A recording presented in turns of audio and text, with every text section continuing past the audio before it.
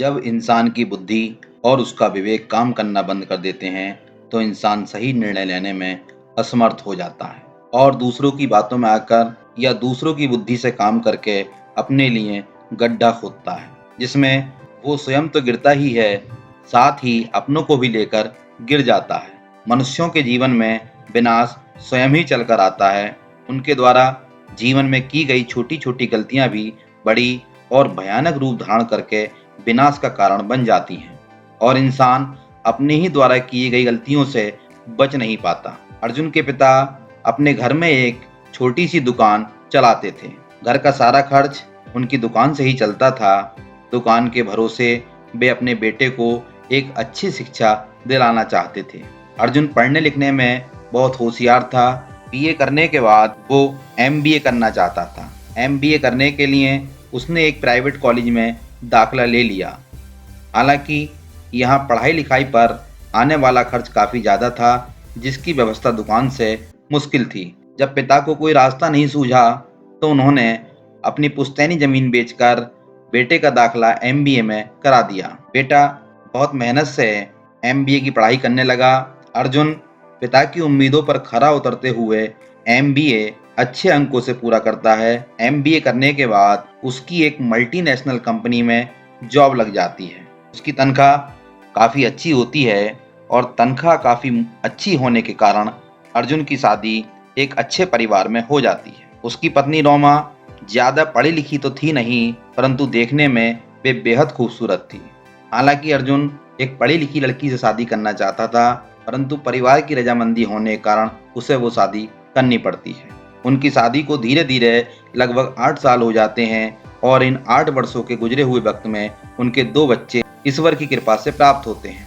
इधर अर्जुन की छोटी बहन अब शादी के लायक हो जाती है, तो उसकी चिंता एक बड़े भाई और माँ बाप को होना स्वाभाविक ही है। अर्जुन की माँ अर्जुन से उसकी बहन के लिए अच्छा सा रिश्ता ढूंढने को कहती है।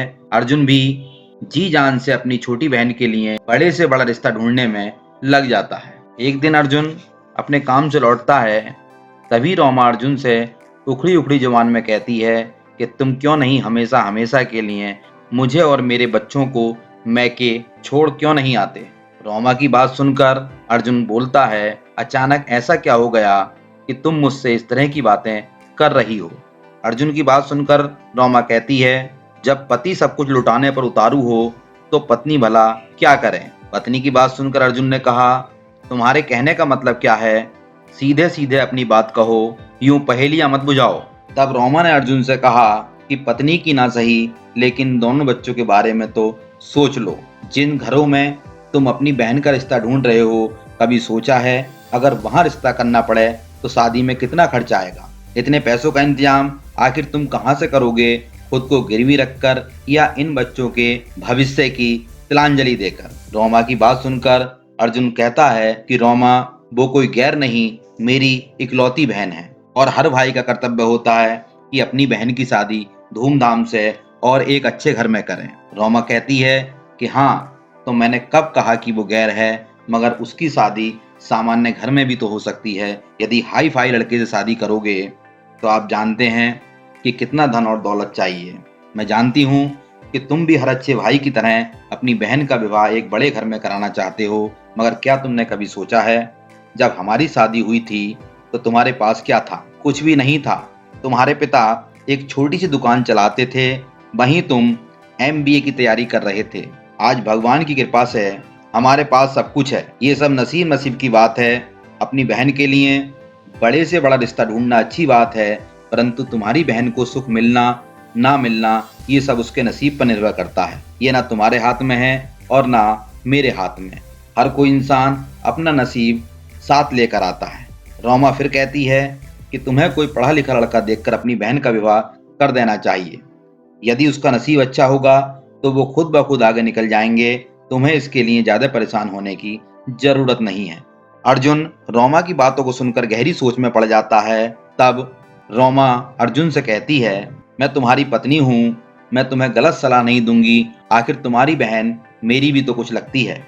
मेरी मानो तो कोई भी अच्छा लड़का देखकर इसका विवाह कर दो, ज्यादा सोचने की जरूरत नहीं है। अर्जुन अपनी पत्नी की बातों को मानकर अपनी बहन का रिश्ता ढूंढने लगता है। जब इन बातों का पता उसके माता पिता को चलता है तब वे अर्जुन से बहुत नाराज होते हैं। तब अर्जुन रोमा की भाषा बोलते हुए अपने पिता को नसीब के महत्व को बतलाता है। अर्जुन के माता पिता ने अपनी सारी संपत्ति अपने बेटे की पढ़ाई लिखाई में खत्म कर दी थी। अब उनके पास अपनी बेटी का विवाह करने के लिए कुछ भी शेष नहीं था। उसके माता पिता को उसका फैसला स्वीकार करना पड़ा और वो ना चाहते हुए भी अर्जुन के फैसले को स्वीकार करने के लिए मजबूर हो जाते हैं। धीरे धीरे समय बीतता जाता है। समय के साथ वक्त भी करवट बदलता है। इधर अर्जुन को हाई शुगर की बीमारी हो जाती है। इस बीमारी के चलते उसकी आंखों की रोशनी काफी खराब हो जाती है, जिसके कारण अब वे अपना काम पहले की तरह सही तरीके से करने के लायक नहीं रहता, जिस कारण उसे अपनी जॉब से भी हाथ धोना पड़ता है। घर की स्थिति डगमगाने लगती है और वो एक नई जॉब तलाश करने निकल पड़ता है। एक दिन जब वह अपनी नई जॉब की तलाश में दिन भर धक्के खाने के बाद मुंह लटकाए हुए घर वापस पहुंचता है, तभी उसे एक चौंकाने वाली बात पता चलती है। दरअसल अर्जुन के पिता ने अपना घर अपनी बेटी के नाम कर दिया है। अर्जुन ये सुनकर पिता से झगड़ा करने लगता है। तब पिता कहते हैं, देखो बेटा, ये बात तो हमने तुमसे ही सीखी है कि हर कोई इंसान इस संसार में अपना नसीब स्वयं लेकर आता है। तो ठीक है, तुम पति पत्नी भी अपना नसीब लेकर आए होगे। अब जाओ और अपने नसीब के सहारे अपना भविष्य बनाओ। हो सकता है कल को तुम इससे भी अच्छा घर खरीद लो। रही बात इस घर की, तो शायद ये घर मेरी बेटी के नसीब में था, सो उसको मिल गया।